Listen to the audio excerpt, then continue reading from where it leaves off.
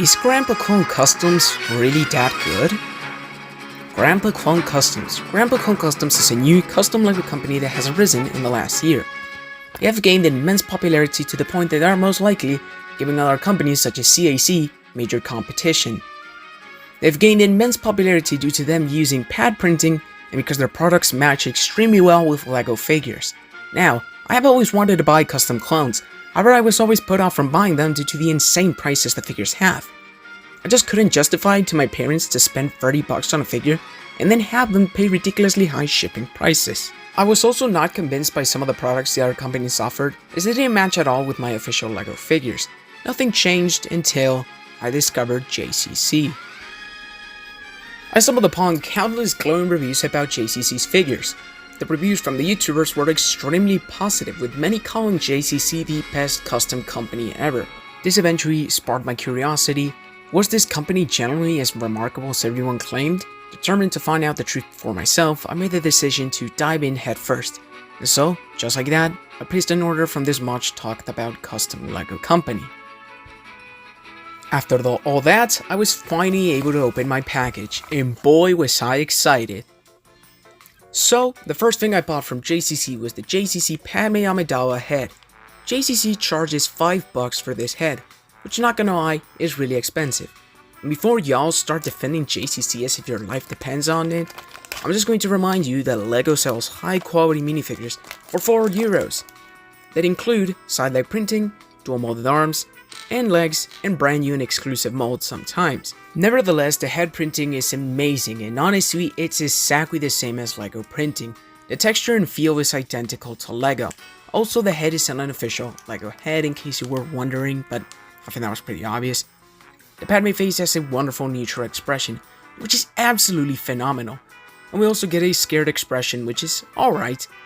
Now, these expressions really complement the 2013 Geonosis Padme really well, and gives you a lot more expression, which is something we rarely get with LEGO figures. Now, the main reason I bought this face was to upgrade the most recent Padme figures LEGO has been making with that face. So, to make this upgrade is simple. You just gotta pop, and bam. The small upgrade tremendously helps the look of the figure.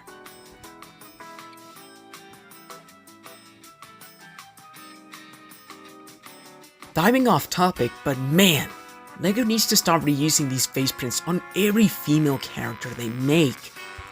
LEGO has been reusing a face print that was clearly meant to capture Felicity Jones' likeness on completely different actresses, like for example, Natalie Portman and Scarlett Johansson. These women look nothing alike, and it really sucks to see LEGO go the easy route and just copy-paste the designs. It's especially frustrating when LEGO has already designed wonderful face prints for the actresses in the past, but for some reason they don't reuse them. Returning to the topic in hand, overall this is a wonderful head, although at a steep price. The next thing I bought are JCC's Comas. JCC sells these for $2, which is pretty fair in my opinion. Now, I bought the red and blue colors, obviously, to give into my eventual Captain Rex and Commander Fox figures whenever I get my hands on them. Now, LEGO has historically always given us fabric Comas to add to our clone figures. These Comas from LEGO are really good, and as you can see with my 212 Airborne Trooper, have survived a decade of play and tear, and they are only slightly frayed. The last Coma LEGO gave to a Star Wars figure was the 2020 styled 212 Airborne Trooper. This single cloth piece has made this clone one of the most expensive on the market for some reason. Since that figure, LEGO stopped producing Comas and started printing a portion of the Coma on the front. It frankly looks terrible. Okay, so since I don't have a Rex and Fox, I'm just gonna add the Coma to a standard 501st and 91st Clone Trooper.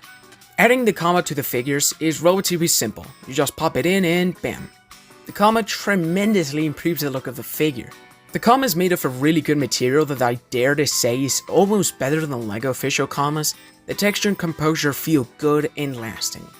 Now, you have to be careful when moving the legs all the way up, as you're going to stretch the fabric. However, you have full range articulation with the arms, which is something that with official Comas, you cannot do unless you forced it. So yeah, these GCC Comas are great.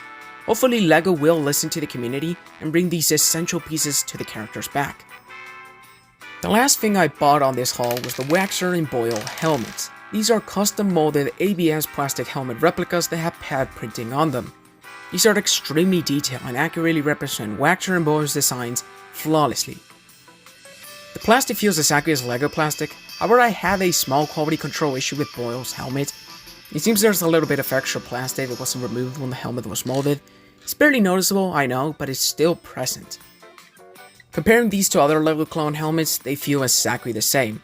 Now to make the custom figures, all you have to do is simple. You grab 2 of the 212 clone grunts you may have, and just like that you have 2 named clones for $5.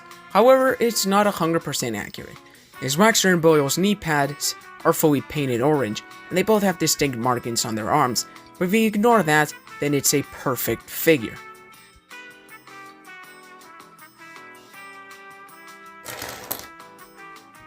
In conclusion, GCC surprised me a lot, and the quality of the products is incredible.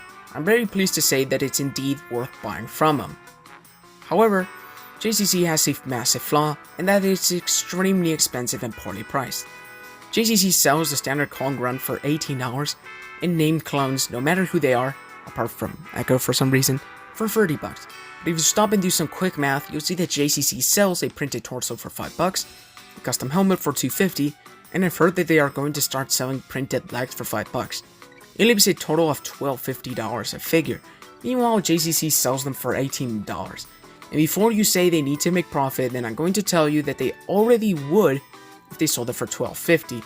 There's no way in hell it cost them $12 to produce a figure. There are major price inconsistencies with GCC, and I plan on making a more in-depth video on that, so stay tuned. Hopefully GCC hears the community and balances the prices more. Anyways, that's the bid. Hope you reach 500 subs. Ciao.